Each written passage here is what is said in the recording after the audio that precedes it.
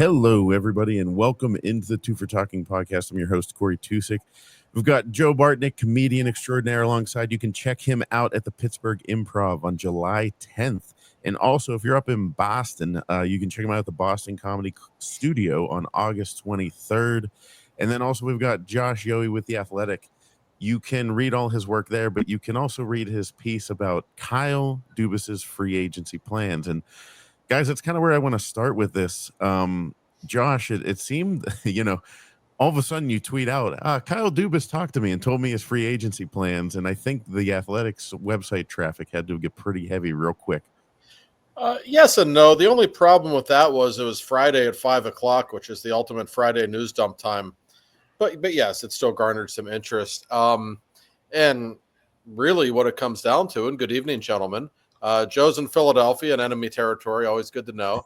It was, and we had some fun conversations. But go ahead, Josh, please. So basically, here's what Kyle told me, and we know that especially 2 years ago, July 1st was not very kind to him. He certainly made some mistakes in the unrestricted free agency period, and he essentially said he's not going to do anything major on July 1st. I know that pisses a lot of people off, like, oh, it's kind of a buzzkill. But then he proceeded to say that he's probably going to be very active in the trade market.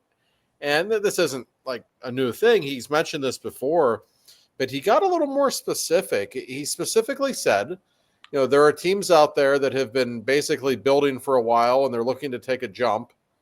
And we think we can make trades with those teams because they want to get older and more experience. And we want to take advantage of their salary cap situations and get some younger players on our team. So, you can look through the standings and figure out what teams he's talking about if you really want to. The teams that jumped into my mind are teams like Buffalo and Detroit, teams that, do have talent who haven't been able to make that jump into the playoffs. So I thought that was awfully interesting that he came right out and said that he expects to be very active in the trade market. And also, now, that doesn't necessarily mean he's just going to trade a veteran for a young guy. They have 31 draft picks in the next 3 years. They're not going to use all those draft picks. They can use those draft picks to as trade ammunition as well, and I think we'll see that. So I don't know. I found it pretty interesting that he came right out and said that, and I'll take him at his word. I think it's going to be a very interesting next 3 or 4 weeks for him. Well, Josh, that scares me because to me it sounds like he's greasing the wheels to send Brian Rust out of town. That's exactly what especially to Detroit. Well, and another team in that, I know for a fact Columbus is in love with him. It again makes sense. Talented young team. Why wouldn't they want Brian Rust? I've talked with Kyle about that, and I'm not saying he'll never trade Brian Rust. Of course, it's possible, and his no trade clause expires in 23 days. But I don't think he's going to trade him. I actually don't. I think he thinks the world of Rusty, and he knows how happy Brian Rust makes Sidney Crosby, and he knows that Rust is great with young players. So I don't think it's going to be him. But it was noteworthy that he said that, and that tells me he is going to be aggressive. The name Marco Rossi is out there. An undersized but really talented guy who the Minnesota Wild apparently don't want to pay. I just don't think he's a Billy Aaron kind of guy. Yeah, that's what we want, Josh. We want a guy that doesn't fit with like what Billy Guerin wants to do. I want an undersized, less skilled Mitch Marner. How can Dubas make my summer any worse? I'm throwing that name out there. I don't know. Columbus. So now I have Sully in New York. I got Tocchet in Philly. I got Rust in Columbus, and I have a developmental and I have a developmental coach as my head coach. Thanks, Dubas. I'm having a great 2025. Joe, I mean, you are the person I think of when most of this news breaks, because I try to think of what you're gonna say, and I keep thinking, I wish StreamYard had a dump button, because I'd feel a lot more comfortable as this news starts to get worse. Because Joe's gonna just blow someday. He's gonna lose it. Rusty would be the final straw. I don't actually think that's going to happen. I don't. I'd be surprised if Brian Rust is traded this summer. But I don't know. And it might be something where, when Kyle talks about teams wanting older guys, it might be, hey, we'll give you a second-round pick, and we'll give you Kevin Hayes. You got to take his money, and we'll give you a second and a third-round pick, but we want that guy, or something along those lines. I think there's a lot of different scenarios that could unfold here. But I think, Joe, the Penguins fans should be encouraged that Dubas isn't going to spend a whole lot of money on July 1st. He's not going to go after he's not going to go after some big name. He's not going to go after Mitch Marner. He's not going to spend huge money because I think he knows that. And he even said to me, he said, there's not a lot of value on July 1st. You're going to overpay to get anybody, and that's true. Well, Josh, a couple points. One is I wouldn't be so scared, but every day I see on the internet, and it's never from you, it's never from Elliot, or it's never from a guy who's been a friend of mine, a Puckoff host, a guest many times, the great Kevin Allen, USA Today Hall of Famer.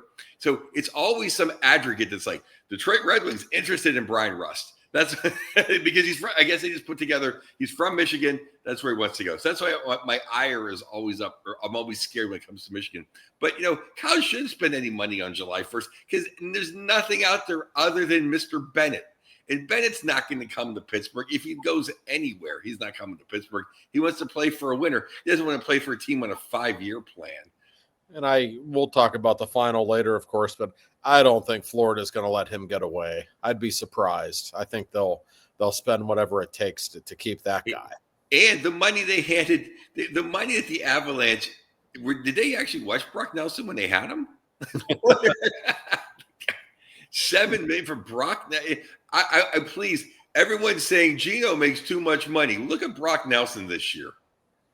Tell me who was more effective. Well, it's true. So I mean, it's a fair point. I don't know. I think it's a very interesting few weeks here for the Penguins. They still don't know if they're going to get the Rangers pick or not. We'll find out in the next couple of weeks. But they do have an enormous amount of draft picks. They have over $20 million in cap space, so they can certainly spend some on July 1st. But to hear Kyle say it, don't be shocked if they're clearly trying to land a big name, and I don't know who it is, but they're trying to pry a young player away from somewhere, someone who makes a good amount of money. He actually said to me, he said, I'd love to trade for somebody, then we'll pay them. Like, we'll, give an extension, whatever. That's kind of where they want to spend their money. And he just made it so clear to me when I brought up July 1st.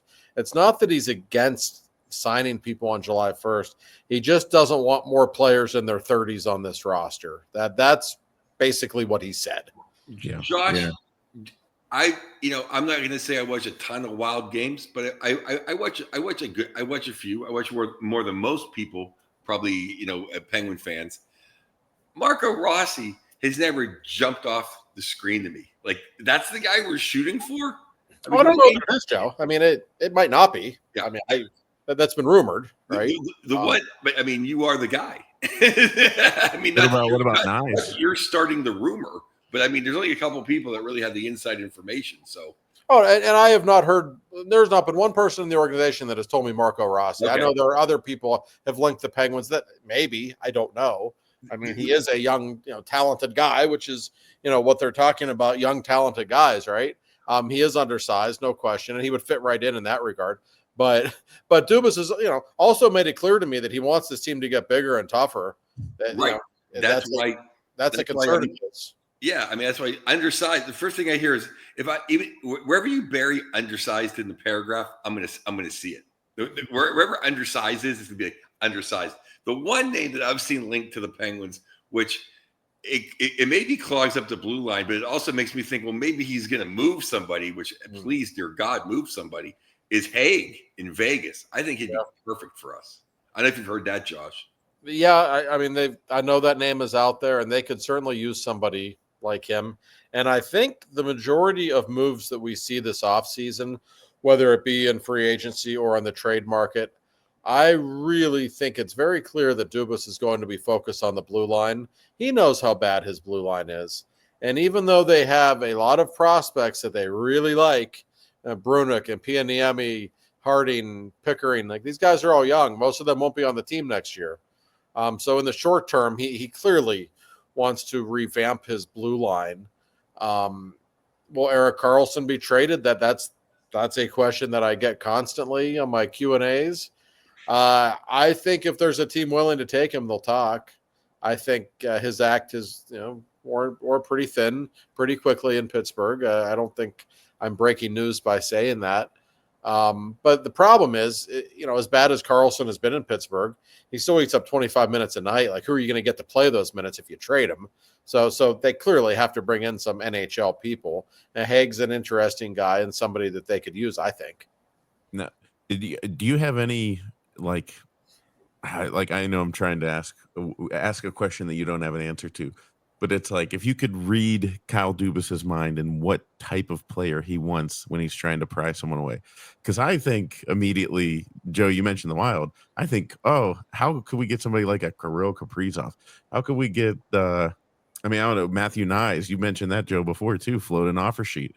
Like, is there people like that? Like, who's a Kyle Dubas player, like a Kyle Dubas type? I can answer that question just on we're never going to get Kaprizov, because literally Billy Guerin said he'll give him the state of Minnesota. Well, he probably should. So he's one of the 10 best players in the league. So that's right. It maybe even 5 or 6. But say like a Matthew Nyes. Like, is he? Well, Nyes, it's real easy. All they have to do is offer sheet him to some ridiculous number that Toronto can't match. Well, they do, but if you do that, you also lose a first-round pick and a second-round pick. It's a pretty significant compensation package that you're losing too. Honestly, though, Josh, I think the chances of us getting a first-round pick and a second-round pick that's going to be as good as Matthew Nyes is I think Nyes is better than the pick they're going to get. Probably. I don't necessarily disagree with you, but I asked Kyle about the RFA situation on Friday, and he certainly downplayed the idea of signing one of them. He mentioned last season with St. Louis and Edmonton, and said it was kind of a perfect storm with the cap not going up, and he all but said, "I'm not going to do it." So I thought of you immediately, Joe. I'm thinking, Joe's going to be so pissed off. He wants Matthew Nyes so badly. As I was reading that article, I was like, boy. I know. But I think it further illustrates, and I'm not defending Dubas here. I mean, he certainly made his mistakes when he took over 2 years ago. It just illustrates what a difficult spot the Penguins are in right now. Like, there's not an easy, quick fix here. Like, there's really not. You're not going to become a Stanley Cup team by spending stupid money on July 1st. It's great that they have all these draft picks, but these kids are going to take some time to develop. That's just the way it is. And the older players they have on the roster aren't getting better, and most of them aren't really tradable. So it's just a tough spot the Penguins are in, and I think everybody knows it. But we all like our offseason drama and transactions, and if he can pull off a trade or two to maybe expedite this process of reloading or rebuilding or whatever you want to call it, I think everybody would be for that. I don't know who specifically he has in mind, but he's clearly got something in mind, and I would expect potentially a significant trade before July 1st. It would not surprise me at all. What are the chances we could possibly get Keandre Miller? I think I bring him up every week. He's out there. I mean, his name – I talked with people at the Combine in Buffalo on Friday. It certainly sounds like he will not be playing for the Rangers next season, which I still think is a mistake on the Rangers' part, by the way. I guess he didn't have a good year last year, but that guy's got so much talent. I mean, I would think any team would want to get its hands on him, and he'd be perfect for the Penguins. They need somebody who's talented, a big guy like that, who they could work with. I think it makes a lot of sense. He's literally going to be Seth Jones, if not better than Seth Jones.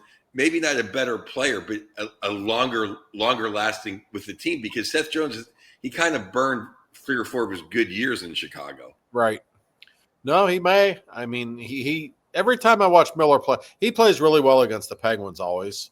So he almost won game 7 in overtime on the breakaway, drew the penalty that led to the game-winning goal. He is just unbelievably talented. I always find that he just stands out when I watch them play. If he's available, that's the kind of guy you want. I don't know that the Rangers necessarily want to be trading him inside the division. Who knows? But yeah, that's a guy who's talented, young, coming off a bad year or whatever. Maybe he needs a change of scenery, but someone like that makes sense. And I know for a fact, Joe, Kyle in particular is very concerned about the left side of his blue line, as he should be, because the best player on the left side of the blue line last year was probably Ryan Shea. Like, that's where we are right now. That's not, I don't think Matt Grzelcyk's coming back. You traded Marcus Pettersson. It's just a bad situation on the left side. And Pickering, I'm sure, will probably be on the team to start next season. But there's no given that Pickering's going to be a good NHL player. He may. We'll see. But still a ways to go with him. Mark Cheney, thanks for typing in. Thanks for listening. Thanks for joining the show. If you listen, I love the Pasadena kid, Jason Robertson. And he has sweet hands. But I'll tell you, another guy, undersized. If you're looking for someone maybe Dallas would give up, I mean, there's no way they're giving up to Sheriff Wyatt Johnson. But I would take a look at Marchment. I think he's somebody, he's got some guts. He could probably play second line on the Penguins, and he's probably a guy that Dallas would get rid of for a second or third round pick. I don't know what their salary cap situation is off the top of my head. That always rules everything. But, another problem for the Penguins is that, you want to take advantage of teams with cap troubles. I understand that, but the cap's going way up this summer. So that's going to help all those teams. There's not going to be that many teams that are in cap hell. So, last year he really did a nice job taking advantage of Nashville on a couple of deals, just because they were in cap hell. So he was able to pry a couple of players away basically for nothing.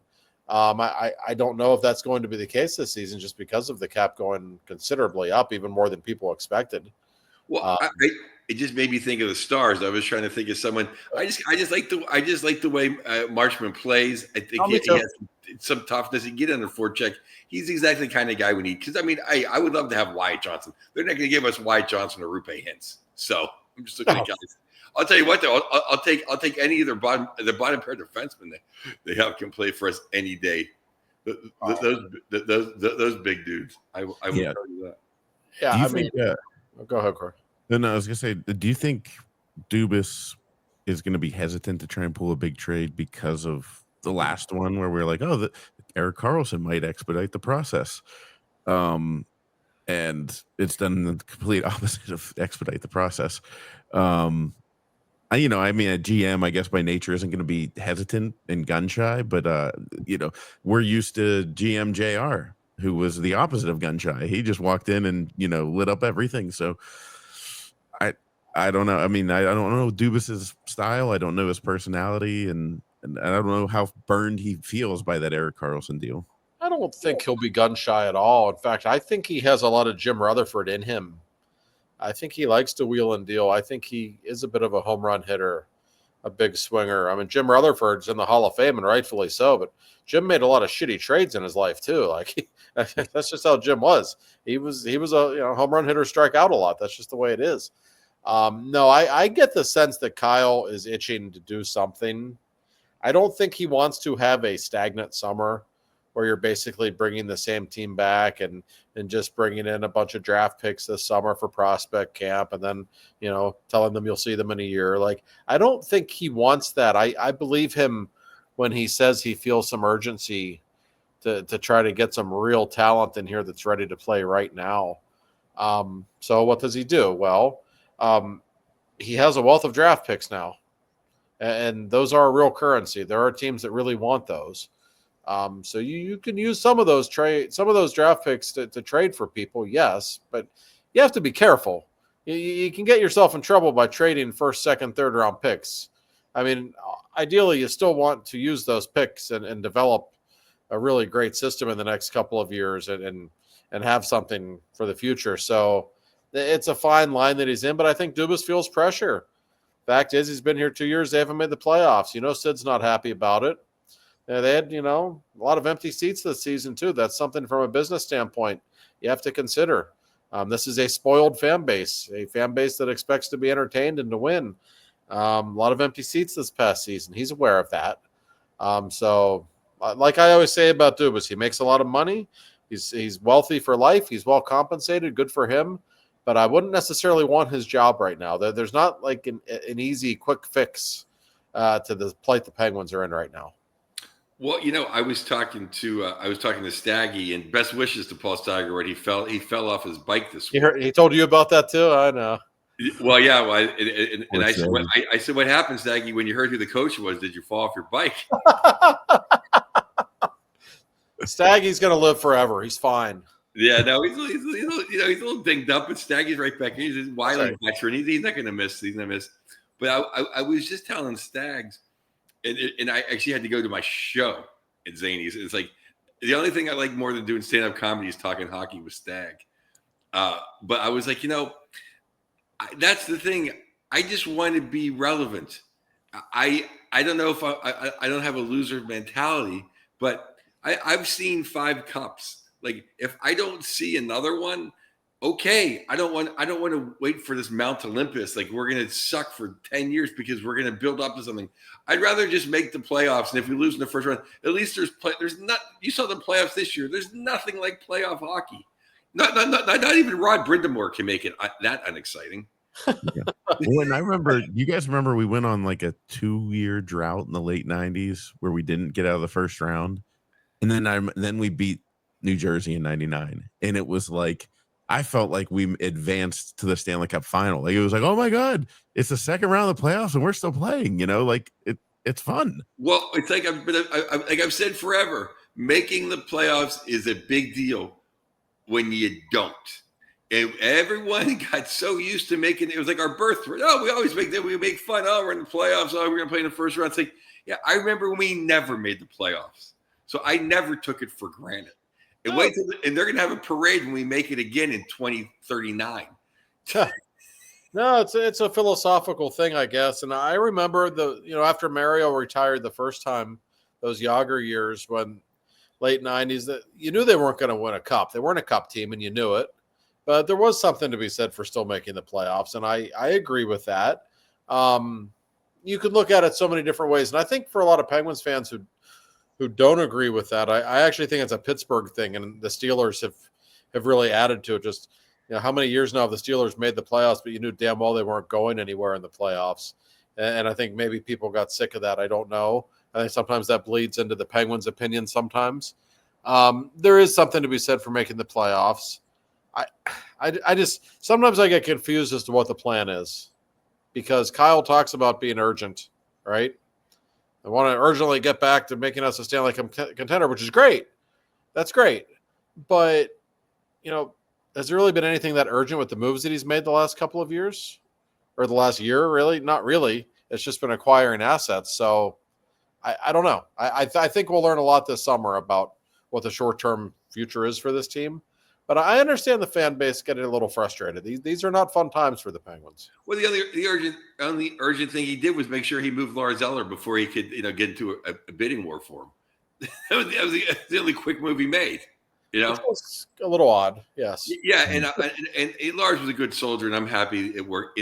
He did right by him, because I don't want to hold back Lars. But he's exactly what the Penguins needed, was a good second, third line center. I know. For the rest of the year, like the one guy not to get rid of was basically him. Early. If their performance in the first 2 months of the season weren't a sign, that was the sign. Oh, this isn't going anywhere. Because why would we trade a guy that we could really use? Like for a 5th round pick or whatever. Yeah, I mean, that was a little bit of an odd move for sure. I don't know. And yet I think Dubas has done a lot of good things in terms of acquiring all the draft picks and prospects that he has in the last 12 months. He has, and they needed that. There's something to be said for that, no question. But now I feel like we've kind of come to a next step where it's not just about quantity and adding lots of picks. That it's time to get some building blocks here and to add some quality. And I keep, when I talk about this, guys, I keep getting Sid in the back of my mind. And he's going to be 38 in August. And from his standpoint, I know a lot of people say, screw the old guys. It's about the young guys now. Well, that's still Sidney Crosby you're talking about, okay? And I would hope anybody who's a Pittsburgh Penguin fan doesn't want him to have played in his last playoff game before he hangs up the skates. And so getting back to the playoffs just for him I think is a big deal. But honestly, guys, on the surface, I don't see them as a playoff team next season. There's a hell of a lot of work to do, in my opinion, for that to happen. It's not that it can happen, but I don't like their chances at the moment. And if they're not going to be real active in free agency, boy, he better hit a trade or two out of the park this summer. Yeah. And now what about, I wanted to ask you too about your other article, and in Dubas, I mean, we're still kind of like learning about him. And I hate to assume that just because he's analytics driven, he's not the type going after the alpha male type, but and I will say, preface this with my child watches all the Penguin Stanley Cup videos on YouTube. So, I've heard many times Staggy saying that Mike Sullivan was the guy that walked in and was the alpha male the Penguins needed. And then Josh, you hammered that home in your article. And I just wonder, we don't know Dan Muse.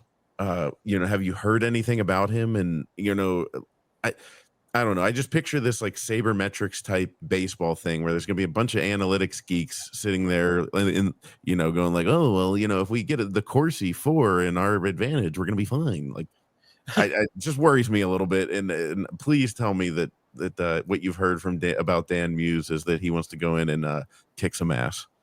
Well, I haven't heard that. I've not heard anything that concerns me either. Like I said the other day, Artie likes him. Now, if Artie likes somebody, then that should make everyone feel a little better. If you get the Artie seal of approval, that's a good thing. And one thing I'll say about Dubas, a lot of people have said this seems like a Kyle hire. This guy seems like an analytics guy. I don't think Kyle is quite as big of an analytics guy as he is made out to be. I don't. I think he has a pretty healthy balance. I think he takes those things into consideration. But at the end of the day, Kyle's a scout more than anything. Kyle loves to go to old Canadian barns in the middle of winter and scout OHL games. That's what he does. So we'll find out. And by the way, for those who don't know, and how would you know, the press conference for Dan Muse is going to be Wednesday at 10 a.m. The Penguins were actually going to do it on Tuesday, I think. But a certain quarterback is speaking to the media on Tuesday on the South Side. So I think they're trying to they actually worked in coordination with the Steelers to kind of like do it on different days. So they weren't taking away attention from each other. So we'll find out more about him on Wednesday. I'm curious to hear what he has to say. But I'm telling you right now, he's going to have a tough job in front of him because numbers 58 and 65 and 71 will walk all over him if he lets them. And you have to coach those guys in a certain way, especially Letang and Malkin. I don't know Carlson as well, but I know those two. You have to challenge them. You have to be in their face. And I don't know if that's his personality or not, but we're going to find out real quick. I'm not as worried about Gino because he only got one more year left, and he's going to do Gino things. And even though, your article was great because Terrian did challenge him when he was a kid, and look what he became. He's better for it. Sully in his own way controlled Gino, but near the end, he got his 2 cups with Gino, and he knew he was going to. He wanted to be a welcome guest at his Hall of Fame speech, so he didn't really control him too much either. And Gino's got one more year left, and Gino accepted the second power. Gino's accepted a lot of things over the last couple of years. I'm more concerned about just the absolute lack of defensive brain knowledge that Letang has. I kind of think Carlson's going to be gone. I kind of think someone's going to fall for him. The cap is going up. If you have someone that can play with him, then he's kind of worth it. He's kind of worth it. You know what I was told, Joe?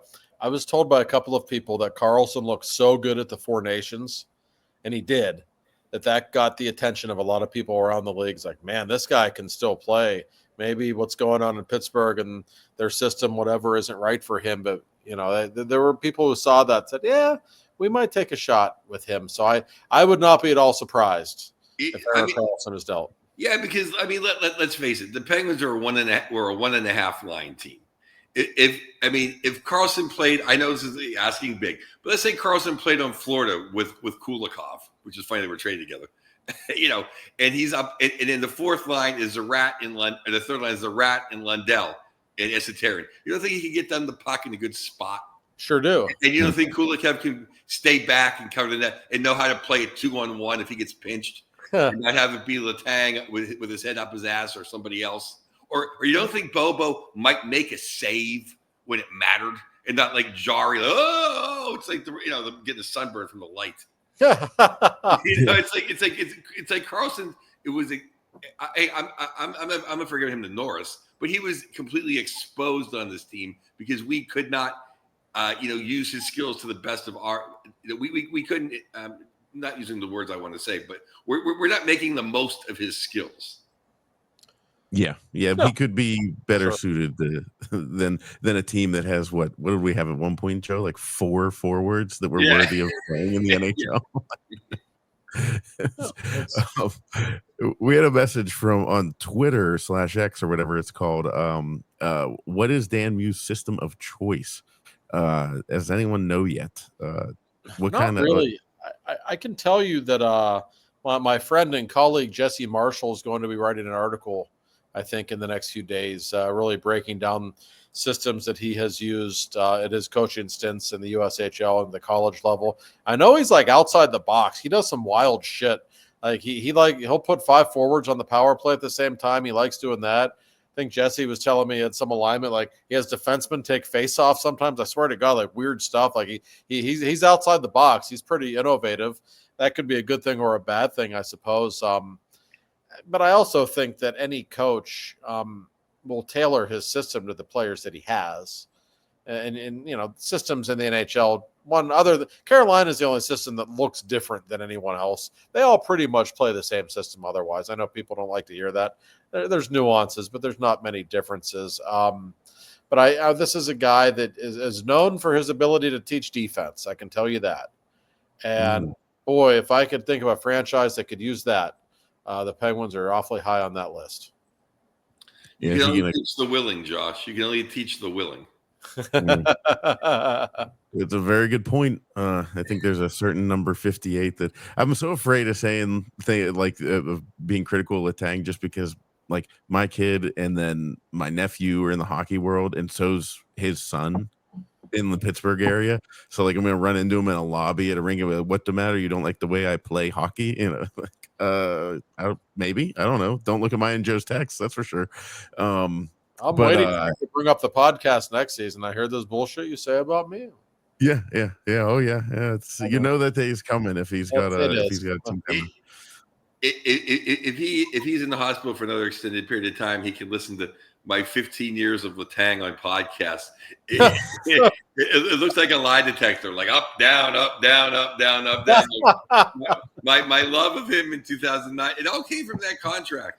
All my whole disagreement with him all came from that contract because I'm like, if you make that much money, you have to play better on the power play. You have to hit the net, and you have to play defense a little bit. If you're making that amount of money, you have to play some better defense. I'm not saying you're not tough in front of the net. I'm not saying that you don't punch outside your weight class. You have to be more defensively responsible. And at age 38, he's not going to get any better now. He's just not. Let's be realistic here. Dan Muse has stand school. I'm telling you. Yeah. Well, as long as Dan Muse doesn't run the Swedish torpedo, which is a real system. Be careful how you Google that, but it is a hockey system. Oh. I know that because we had a coach that contemplated it once. And he emailed the whole team, and the subject line said Swedish torpedo. And we were like, "What?" Like, a coach got hacked. Like everybody, watch out! Don't click this email. Take that a lot of different ways. Yes. Now, Josh, I'm not trying to, and I'm giving Dan, I'm the logo first. I hope he wins. I hope he wins Coach of the Year. But now, is there a chance that maybe they gave somebody else and they turned the job down? I haven't heard that. It's possible, sure. They certainly took their time before they, ultimately announced who the coach was. In fact, it was announced, I think, 3 days past the deadline that Kyle had set. I don't know. I really don't. Okay, there were certainly a lot of names out there. I don't think it was necessarily an easy decision. I did talk with Kyle about this guy for a few minutes just off the record on Friday in Buffalo. Kyle granted an interview about free agency and such. He didn't really want to talk about the coach because he didn't want to blow up the press conference that's taking place on Wednesday when they will both be. In fact, Kyle and the new head coach, Dan Muse, will be speaking at that press conference. But I could tell that he certainly seemed happy with him. And those I've spoken with around the hockey world about him, he's a really highly regarded guy. I think he's a really good coach. I think he's, by all accounts, a good human being, a good teacher, a hardworking guy. My only concern is the personality. And I don't know. Maybe he's a hard ass. He might be. I mean, I've seen some interviews with players who, played for him that said he kills you in practice. He really runs hard practices. He doesn't make it easy. That's actually encouraging to hear. I think they need that. And I think the world of Sully, I do. But I'll tell you what, the last couple of years, he took it easy on them quite a bit. And I don't think it helped them. And Sullivan, he told me a couple of times during the season, like he would give the Penguins a day off, like unexpectedly. Penguins have canceled practice tomorrow. If you go back and look, every time he did that, they would get killed the next game. And he actually said to me, he said, they burn me every time I give them a day off. Like, you got to be hard on this team. So it's word of advice to Dan Muse. I agree with you. I just bring it up only because we've been sitting here for half an hour saying what a tough job it is. And I didn't know if somebody was just like, you know what? It is. I might wait till there's a better situation for me. But that's kind of my scary feeling about everything is maybe he runs a tough practice. Yeah, he ran a tough practice when kids who want to play for America who are 17. Right. This is running a tough practice with guys who are like, hey, what are you doing? It's a little different when they have $100 million. Guys that have lunch plans, That's right. It's true. I got to go pick up my kid before the game. Like, what are we doing here? Yeah. Yeah, it does get a little hard to, I think, make a 38-year-old skate. They were like, really, dude, you're doing this? We'll see. I'm really interested to see what Dan Muse looks like and what he sounds like at the press conference. Not his voice. I want to hear, the tone, what kind of direction he has. It's going to be very interesting. And we will all be waiting on bated. It's not breath because we're not breathing your article, but I think we kind of do live and breathe your articles, Josh. We'll all be waiting. I want to make one point before we get to the great Bill in the office. Is there a chance Sid may be there at the press conference? Yes. I guess there's a chance. I don't know. He's not on social media. We never see him like Gino. We see him at the Heat game, or we see him at tent, or we see him body surfing. You never see like here's Sid in Spain. So I don't know. I mean, that would make me feel a hell of a lot better if somebody. If one of the players is there. Yeah, no, I see that. I see what you mean. Historically, he doesn't attend stuff like that usually. I'm sure Dan Muse would appreciate it if I had to guess. Sid might not. I haven't talked with Sid since saw him in Sweden a couple weeks ago. He might not even be in town right now either. He goes to Europe a lot in the offseason. He may have stayed there for a while after he was in Sweden, if I had to guess. I don't know if he's back in North America yet or not. But he is at the facility an awful lot, and I am curious to know if Dan Muse and Sid have had a conversation, if they talked before he took the job, before he was offered the job. Sid made it very clear to me. He said, Kyle's the guy picking the coach, not me. I just want to win. But I'm sure Kyle Dubas still took Sidney Crosby into consideration when he made this decision. So I'm curious to see how this relationship unfolds between those two. Yeah. Yeah, well, I'm sorry. And we have even more. Hey, Josh, in your article, you listed the 5 Penguin unrestricted free agents. And I don't have that in front of me. But I thought the only one that looked interesting was Tomasino. The rest of free agents, I think. Restricted, yes, excuse me. The rest could all leave, as far as I'm concerned. I mean, I thought Connor Timmins was okay.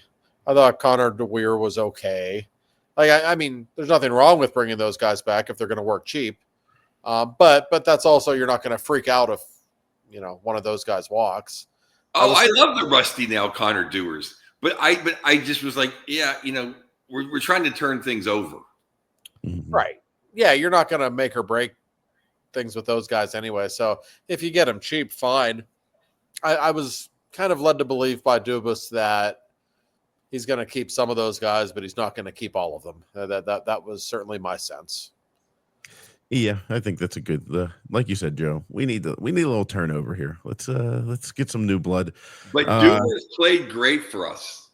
But I don't see his. I mean, he's not what we need. A guy with grit and some hands. So maybe I should have said I really want him back. But I just think he's a bottom six guy who understands what to do as a bottom six guy. Right?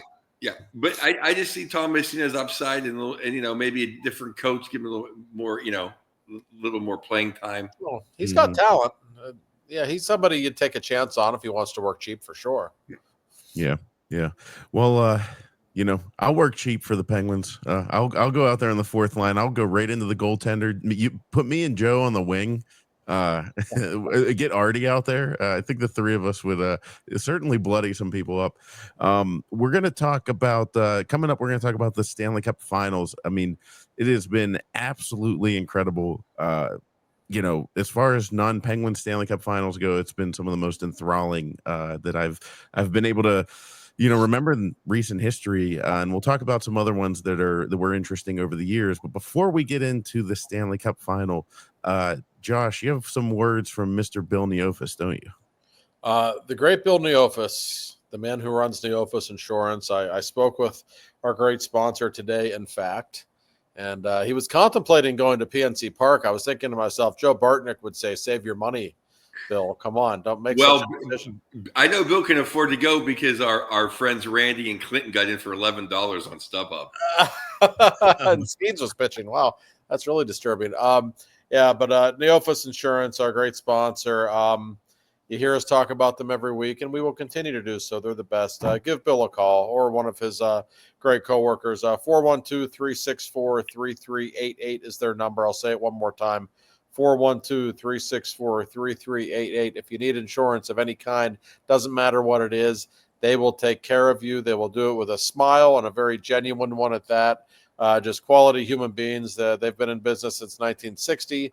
So it's at 40, 50, 60, 65 years, if my math is correct. So they are a Pittsburgh institution. Give Bill a call. He'll take care of you. Thank you, Bill. Thank you, Bill. Now, the Stanley Cup Finals, the first two games, I can't recall two games. That's what I was thinking post-game. I can't recall two games like this in the Stanley Cup Finals ever to start. And then they said this is the first time it's happened that there have been two overtime games in the Stanley Cup Final. And we're not just talking overtime games. We're talking tied in the last 17 seconds, and it's been unbelievable drama, guys. And what is your takeaway from the first two games, just outside of who's going to win or whatever, the theater and the drama behind everything? Yeah, Corey, it's not just that we've had two overtime games. It's been the quality of the games, the entertainment level of these games. This is special stuff, Joe. I mean, these are, to me, I think we can say now clearly the two best teams in the league, both playing at an incredibly high level, incredibly entertaining. I can't get enough of this series. I was just enthralled watching game two, sitting here on my couch watching game two. I didn't want it to end. I mean, that was just phenomenal hockey. Yeah, we were talking about this, me and my buddy Court in Nashville on for game one. I don't have a dog in the fight, neither did he, and we were both nervous watching the game. Yes. Yes. How's that even happen? Game two was just a masterpiece from so many players. I mean, how about Carter Verhaeghe? Oh. I always talk about him, but the puck finds him even more than it finds Jake Gensel. The puck just finds him everywhere. He's greasy. Anytime you're in the list with Joe Sakic, right? Everyone on that overtime list is going to the Hall of Fame. Oh yeah. Yeah.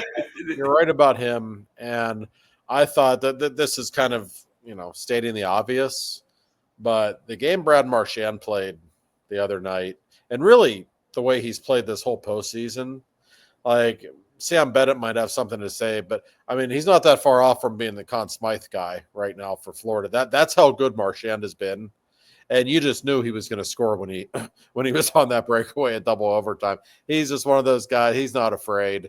He's going to find a way. He's such of a competitor. I actually tweeted during the game. Some people agreed with me. Some people didn't. I tweeted, you might not like him, but that guy's a first ballot Hall of Famer. I'm sorry. He's going to score 500 goals, that good defensively, and that good in the clutch like he has always been. What an unbelievable pickup for Billy Zito and the Panthers to get before the deadline. Incredible to me that they got him. Oh, I think there's no doubt he's a Hall of Famer, and it makes me sick when all the compilers make me sick. The guys that sneak in, or the guys that don't do it when it matters. And the Rat always is clutch when it matters. And I'll tell you, we always glorify third lines in Pittsburgh and everywhere. Oh, the third line, Lundell, the Rat, and Esoterian. That is one of the all-time greatest third line. I mean, Lundell would be a number one center on half the teams in the league. He's a great player. Oh, he really is. He's 23 years old, by the way.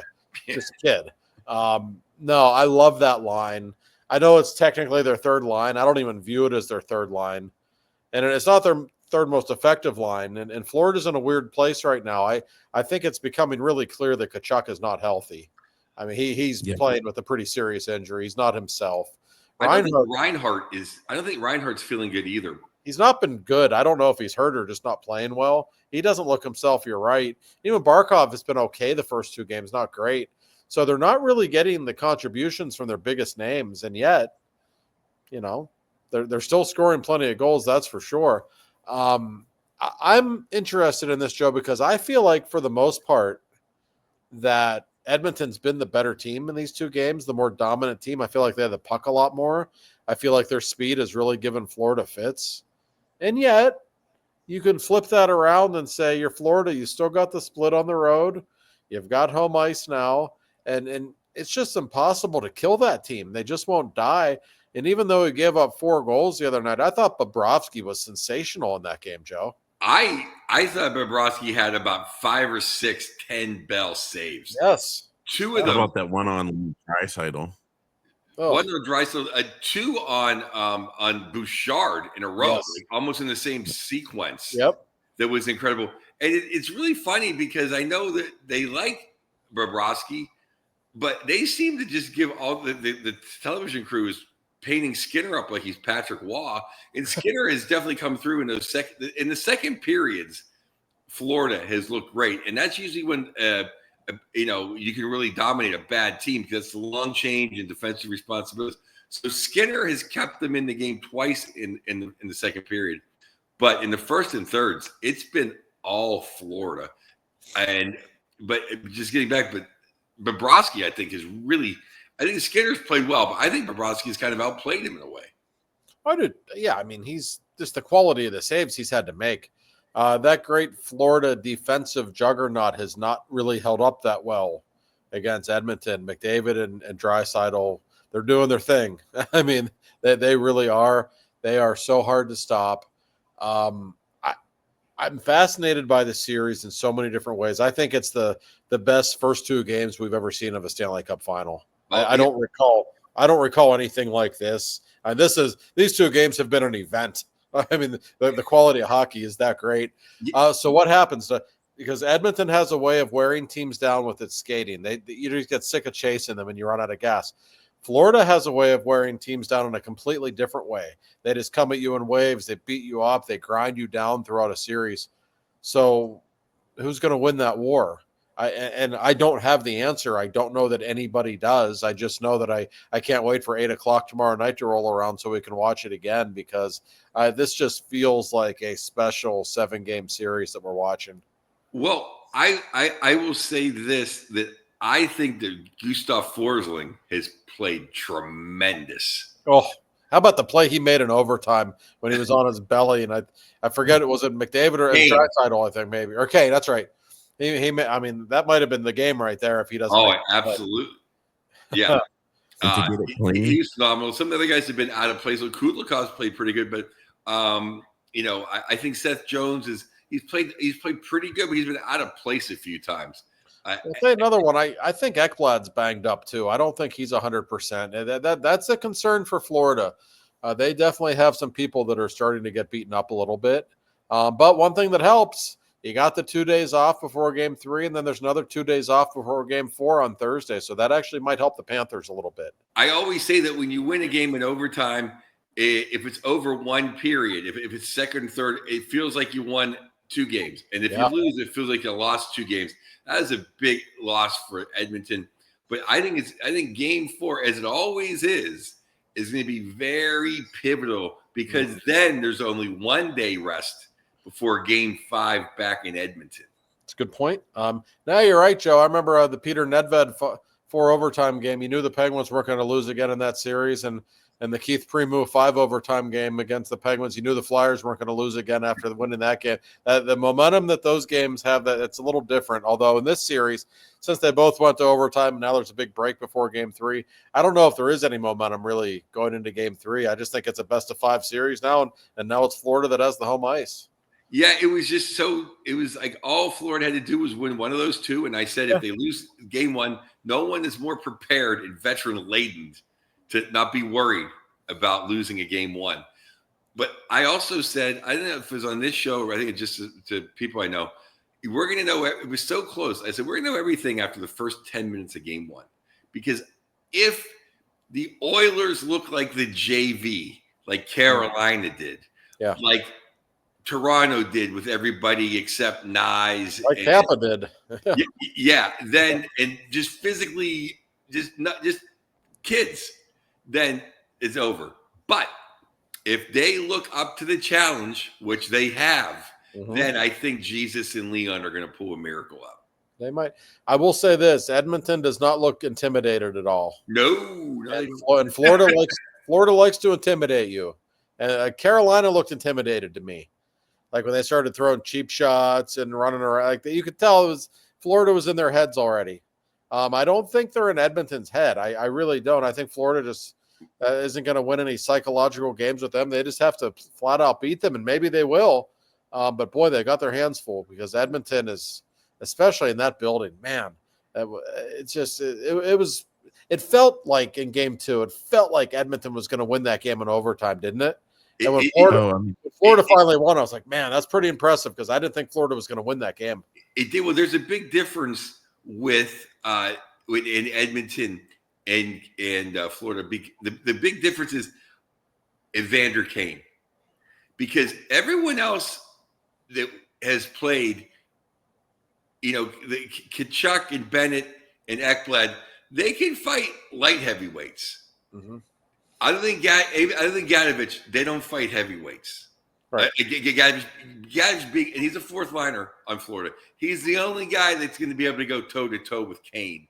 And that's a very nice deterrent to have. Oh. And they do not look scared of, because Carolina, like an idiot, like Dan Bousman used to do sometimes. Well, we're as tough as Boston. Well, no, you're not, Dan. Just score more goals. Like, that's what the dumbest thing you can do in hockey is try to coach your team to be tough when they're not going to out-tough a team. Reminds me, a few years ago, the Penguins were playing against Evander Kane. I forget which team he was with at that time. It was right before COVID, I think. And he apparently, I was told this by somebody who was in that direction. He looked at the entire Penguins bench and he says, who the fuck's going to do anything about it on this team? And the Penguins just all looked at him and kind of put their heads down. What were they going to do? I remember when Evander Kane, I'm old enough to remember when 19-year-old Evander Kane dropped back Cook with 1 punch when he was in the Thrasher. And I'll tell you what, Kane, I know a lot of people don't like him. He's honestly not one of my favorite people in the league, but he's one hell of a hockey player. And when he's playing at this level, they're a different team. McDavid and Draisaitl, you know what they bring. But when you get that secondary scoring from guys like Kane, it just makes them such of a handful. And for Florida, it puts pressure on. Like, you kind of know you got to score like 4 goals to beat Edmonton. You're not going to just shut them down in 1 or 2 goals. They're just good. And that second line with the friendly ghost, Kasperi Kapanen, has played incredible. Oh, physical. So now Leon Kane and a motivated Kapanen is a good second line. Kapanen's been great. I give him so much credit. He's another one. He's been through the ringer. He always has had the talent. He's never put it together.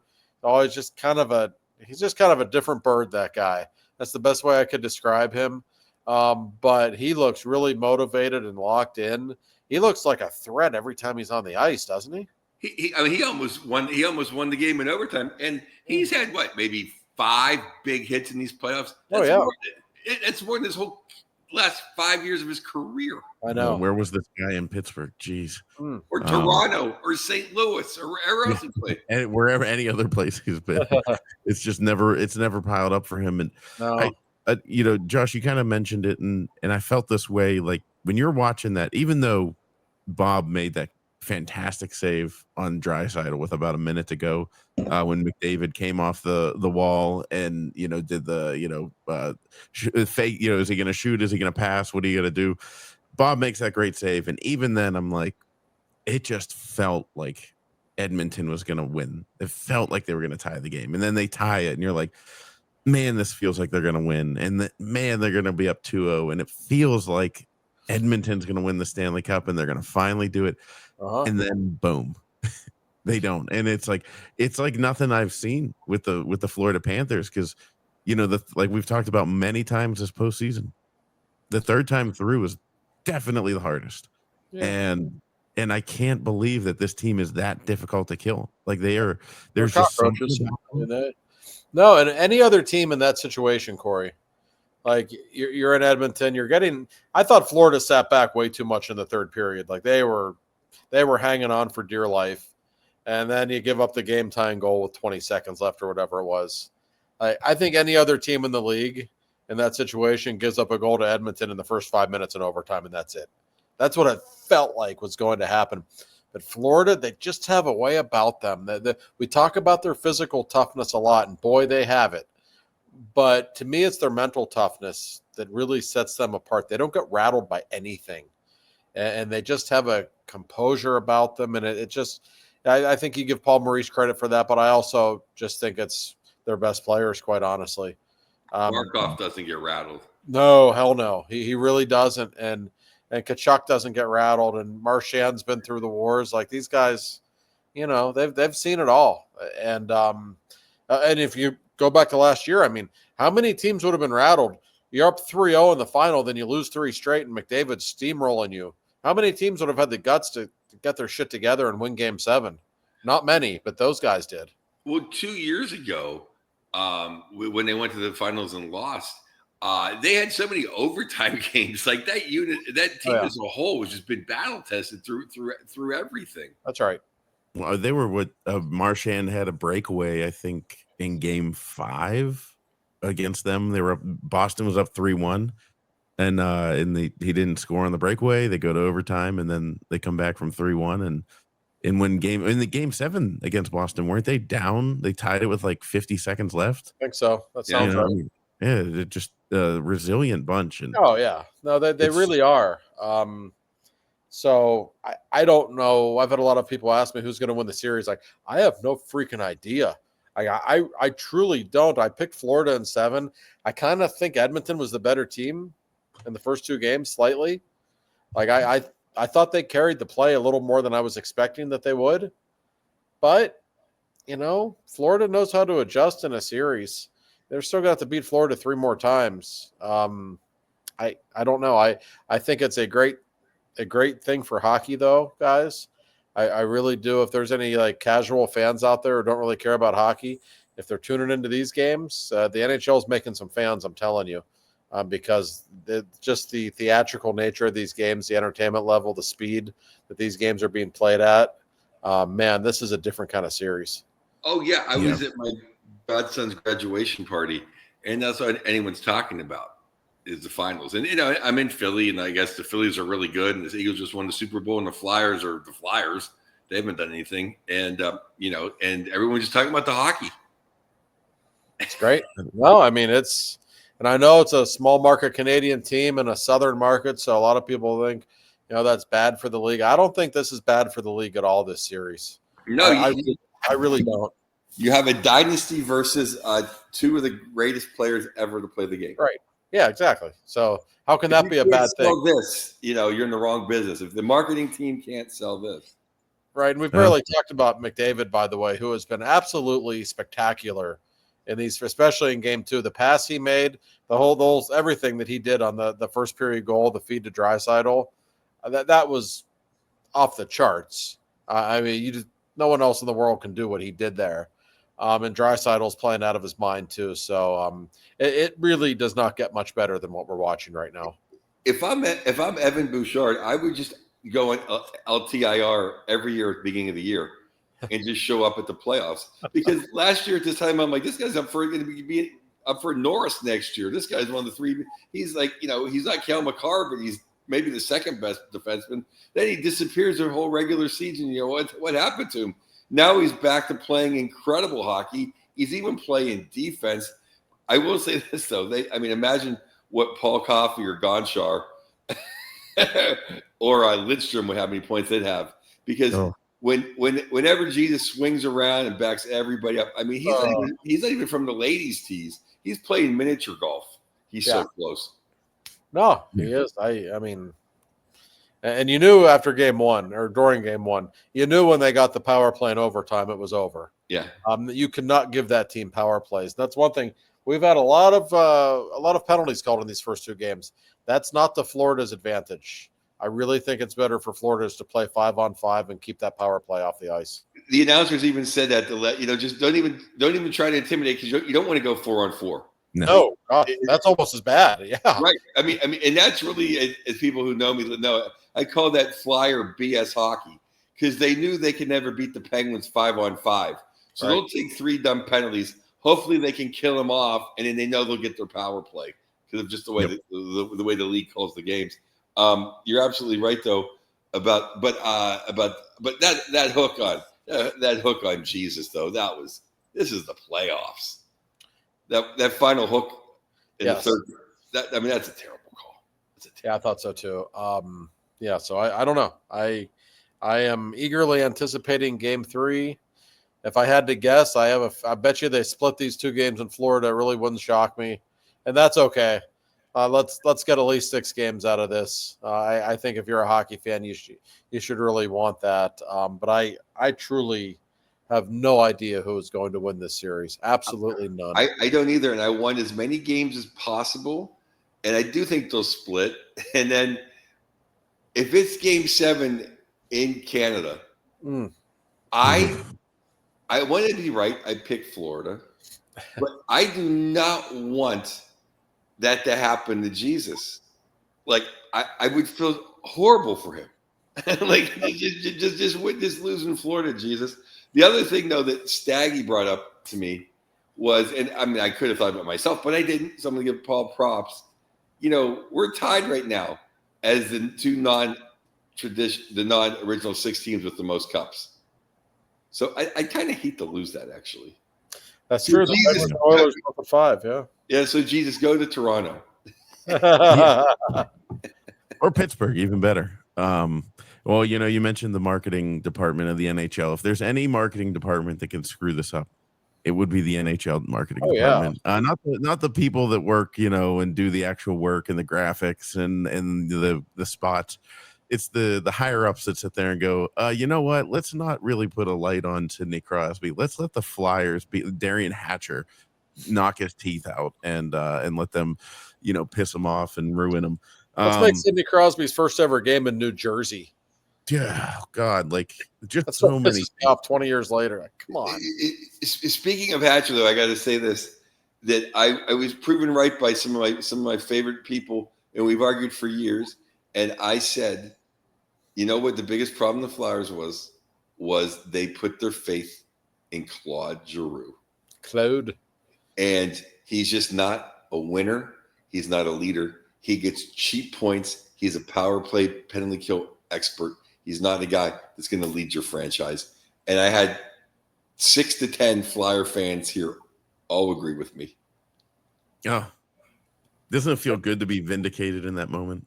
Yes. You're a man of the people, Joe. Hey, Joe likes Philadelphia. Joe always does well for himself. I love Philadelphia. I love everything about Philadelphia except the creamsicles. And I'll tell you what, Dubas, if you want to kill me, you'll sign Giroux as a free agent. That would be the final. That would be the final. That would be the. I would literally be. I would be under 24-hour surveillance. When you get sent to a mental institution. I clearly never can give Joe Kyle Dubas his phone number. I think that'd be a bad idea. No. I respect. I had Ric Flair's number. And having Ric Flair's number is having like the bat phone. That's true. You never dialed it. Never dialed. Have you ever like had somebody had a famous phone number and then just texted them one day because you couldn't help it anyway? Like I did it one time. I did it. I'd interviewed him before, but I never covered Yager, but I had his number. A couple of years ago, I just randomly introduced myself and texted him. I'm like, hey, why don't you just come back? You got to get your number retired. Everybody misses you, okay? He writes back, who this? I'm like, oh, shit. So I told him who I was, and we spoke about it a year later. He thought it was funny. Maybe my text helped him. I don't think so. But did I tell you guys about my Jeremy Piven story? I think I did. Yes. I hate Jeremy Piven as much as the Pirates owners. They're both frauds. You can label this segment frauds. The Pirates, Giroux, and Jeremy Piven. Well, so I had a couple of topics features because my nephews love they love the Pirates. So I wish McCutcheon. He's a good guy. McCutcheon got a game of the hit today. He is. So, yeah. We like Kutch. Yeah, we like Kutch. He's become one of our own. You know, he's like a Pittsburgher now at this point. He's good. He does a lot for. He's a good guy. Yes. Yeah. The we ran a little bit long. I had some topics to bring up, but one thing I wanted to ask you mentioned Edmonton. If it goes to Game 7 in Canada, Joe, and you're like, I don't want that for Jesus. And it made this question that's been kind of like on my list here to bring up to Josh. Have you ever asked Sid about what it was like having to sit out the third period of Game 7 against Detroit? Because I feel like that had to have been the most painful thing for someone as competitive as him to want to be out there and to not. So I'm curious, did you ever ask him about it? Oh, yeah. I've talked with him about it. And I think that's when you really appreciate his maturity level. And that's when you realize even at 21, he was far more mature than any of us will ever be. So I said to him, that had to be torture for you. You took one shift in the last 30 minutes of Game 7. It's a 1-goal game at the end. And he said, I couldn't move. He said, I knew I wasn't going to help the team, so I was pissed. But he said, I was kind of relaxed, too, because it was an easy decision for me. I wasn't going to hurt the team by going out there. So he's almost kind of zen when he talks about it. And maybe he has to do that to him. So I'm sure at the time it was horrible. But he will just be very matter of fact about that topic. And I couldn't play. I was really hurt. I think he was probably going to have to miss a little bit of time if that had happened during the season. Wasn't anything major, but still the knee was not right. But he claims that he didn't get rattled by it at the time, that I think he kind of just had faith that they were going to win that game.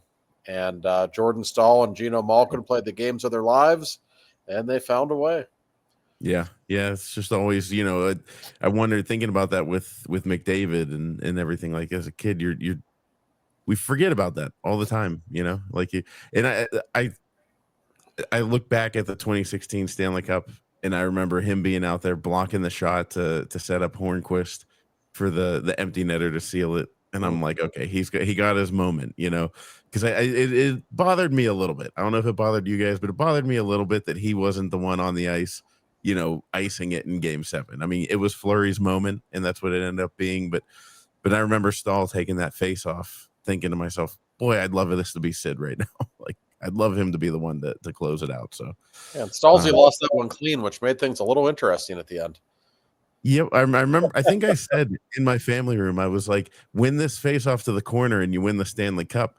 And he did the complete opposite of win the face off right to the back corner. to Rafalski at the point. Yeah, that wasn't good.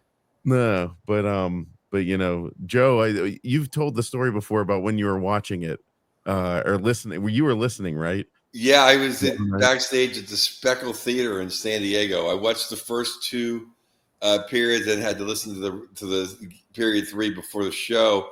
And we pushed the show as long as we could because Lisa Lamp and I was like, you can't go out there without knowing if the Penguins won or not. and the connection was so bad that it kept spinning because it was before Wi-Fi was everywhere. That my wife was doing play-by-play at the time, and she goes, Okay, there's a face-off. Detroit got the puck. They shot it. And it's just silence. And then she goes, Oh, God. They won. The Penguins won. That had to have been the longest 2 seconds of your life. Oh, yeah. Then they would have had to go out. Instead of doing a half hour, I go, Lisa, I can only do 18 because I got to get ready for overtime. I'll be across the street at the bar. We'll do a half hour. Could be on stage. Oh, man. I wish there was video of Joe coming on stage right after the Pens with the Stanley Joe's Cup. never been in a better mood than he was in that moment on stage. It was literally like, they won. And they're like, okay. And then literally like they started playing the theme music for me to go out. And I literally walked out of San Diego, and I literally go, my team just won the Stanley Cup. I know you people don't give an F. Like, it was like. Does your buddy Frazier still have the call? Was it 09 that you called him after a couple of pops after winning the cup? That was 16. I went live on KLOS. I used to do a hit every Sunday, and I went live, and I was annihilated after the one we won on Sunday. And I dropped like 3 F-bombs, and it was just like hilarious. It was hilarious. We need some recordings of these. Yeah, I would like to hear this. Yeah, this could be one of those like little things we release on YouTube to our fans. So yes, the funny thing is like KLOS, they still don't even podcast. Like how like DVE, everything's a podcast. Yeah. KLOS still doesn't do any podcasting. So it's all terrestrial. It's all lost in the air. It's gone to time. It's like the Chili Billy and Studio Wrestling tapes from. Now I show my age. But there's no Studio Wrestling Bruno San Martino, channel 11, no Chili Billy Theater.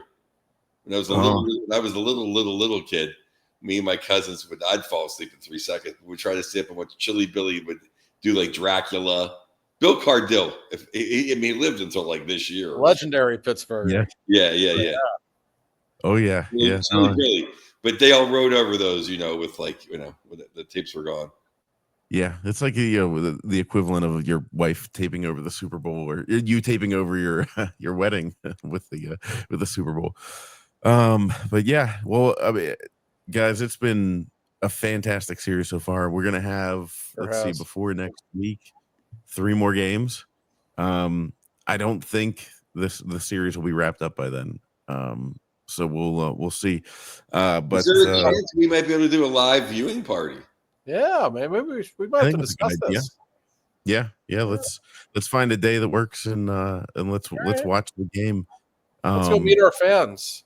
Yeah, I'm all for it. I'm down. The fans have got to show up, and then we can get a bar to sponsor us. That way we can just make it easy for everyone. The businessman's already thinking. I like it. Yeah. There's an Oakmont situation going on this week, so there's some bars down there that are be a little busy. We're not going anywhere near there. Well, for those of you that like golf, enjoy the U.S. Open this week, and for Joe, steer clear of Oakmont. And I like people going and having a great time. I'm pro bringing all the business to Pittsburgh. That's fantastic, but we shouldn't drive into the hurricane to watch a game. Yeah, that's right. Yeah, we'll figure it out. Yeah. Stay tuned. We'll try to put something together for sure. Did we miss any fans? There's some good questions. I thought I tried to address the ones I could. Someone was asking for JJ Peterka. He's okay. He's no Matthew Nyes, but I don't want to overpay for JJ Peterka. I would agree because I want guys that are used to winning. It's like good point. Bring on the winners. Yeah, no, there's I try to put. I mean, there was who was it? God, my brain's. You can tell it's 11:20 at night. But who was it? The Ranger guy you guys were talking about? I kept throwing them up there because like 5 people in a row. Miller.